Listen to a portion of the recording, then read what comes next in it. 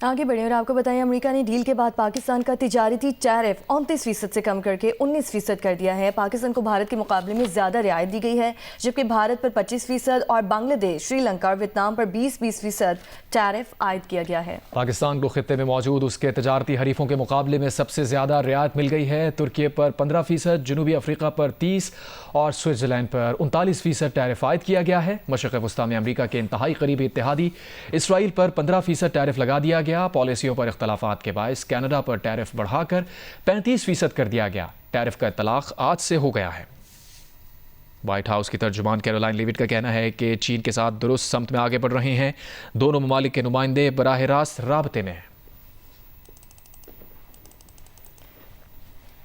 इसी मामले पर बात करेंगे। पाकिस्तान बिजनेस काउंसिल के वाइस चेयरमैन ज़ियाद बशीर साहब ने हमें ज्वाइन किया है। ज़ियाद बशीर साहब, कहिएगा, आप टैरिफ में कमी को कैसे देख रहे हैं? जी, मुझे लगता है ये काफी अच्छी अचीवमेंट है गवर्नमेंट से। इन्होंने अपने जो मेजर कंपेटिटर्स है, इंडिया से, वियतनाम से, बांग्लादेश से बेहतर टैरिफ ले लिया अमेरिका से, तो आई थिंक ये तो इनके लिए एक एडवांटेज है। मगर अब यही इम्पोर्टेंट है कि इसको अपॉर्चुनिटी को हम मिस करेंगे या हम इसकी एडवांटेज लेंगे, तो इसके ऊपर अब तो देखना पड़ेगा क्या होगा। ज़ियाद साहब, ये भी बताइएगा कि टैरिफ में इस कमी का खुसूसन कौन से ऐसे सेक्टर्स हैं जिस पर असर पड़ेगा? आई थिंक सब सेक्टर्स से इफेक्ट तो पड़ सकता है। आई थिंक जो सबसे इजी विन होएगा टेक्सटाइल का हो सकता है, अगर वो टेक्सटाइल एक्सपोर्ट्स के पीछे अगर वो सही पॉलिसीज कर दें।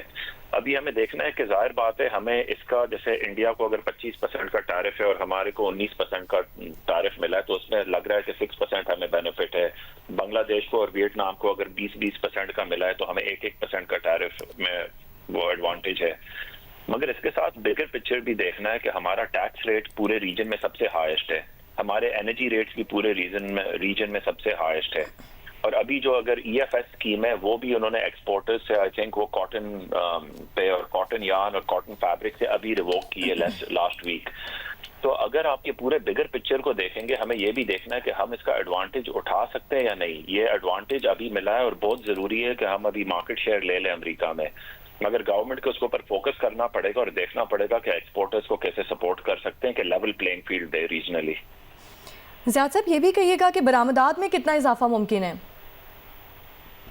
आई मीन यही मैं कह रहा हूँ कि हमें समझना पड़ेगा कि ये तो उन्होंने हमें दिया है, हमने उनको क्या दिया है वो भी देखना पड़ेगा कि इंपोर्ट वर्सेस एक्सपोर्ट क्या बैलेंसिंग होएगी।